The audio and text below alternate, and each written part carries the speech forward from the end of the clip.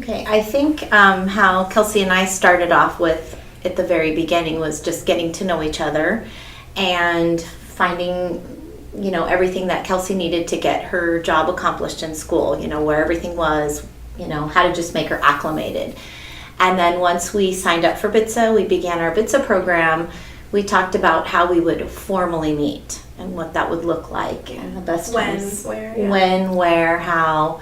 And we found that we meet at lunch, we talk before school, we talk after school.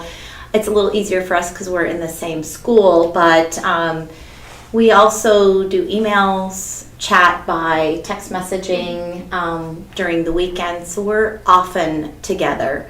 And then, of course, for the new person and the mentor as well, the beginning of the year is super overwhelming because the new person is really trying to get their feet wet, get their class established.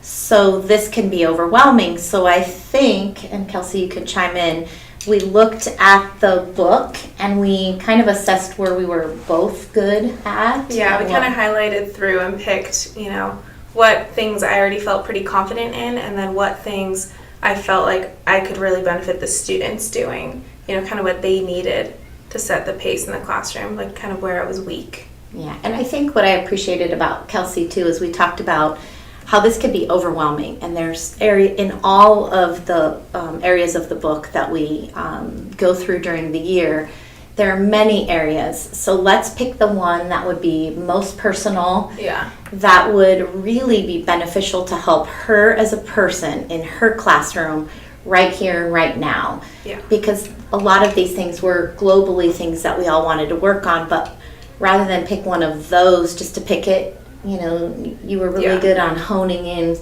exactly what would help you get through your first school year and learn. This was about learning, not just doing it to I think pass the weeks. Yeah, that's exactly how I chose it. Mm-hmm.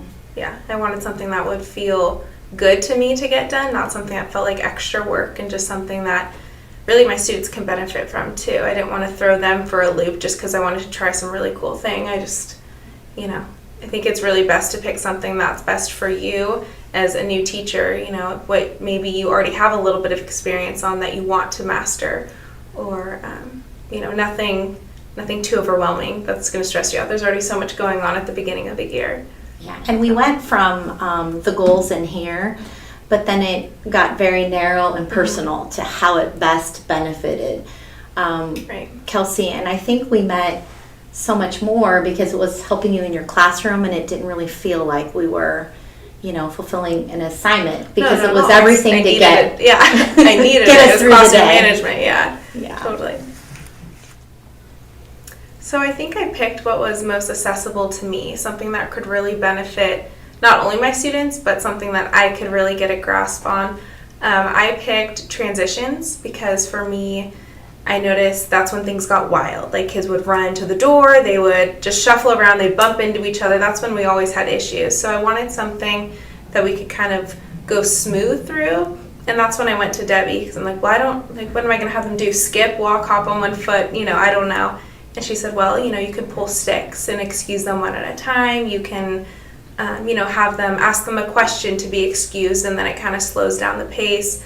So that's kind of how I went into it. What could help me? I also have some sensitive students in my room, so I didn't want that to be something that could hurt them later on in the day. So if we had a rough transition, that next step could be really difficult just because of that transition. And I wanted to avoid that conflict just because, you need everything you can to get through the day.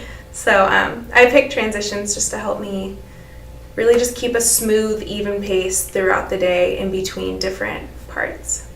Yeah, and then I think we sat here after school and we brainstormed transitions that are used in your grade level already, ones that we could find from our book that you gave us. Teach Like a Champion. Ones that I've used in my past experience, and we kind of laid them all out. And then Kelsey looked at which ones she thought with her group of students might work best. And then she tried those. And then we talked about what ones worked well, what ones, not so much for this group, or good for this group of kids, but not this group, until we honed it down to the ones that she felt didn't really feel like transitions. It was just Right. how we The do our next day. And then what was really nice to see when I came in to observe, I didn't see stoppage, or it just, her classroom just ran because she used those transitions and they became part of her being. But there was a lot of work that she did before, trying to come up with what they could be, and knowing that we can't do all of them and everything, but what would fit best for her and her classroom right now for this year. And it might be different next year. Probably will be.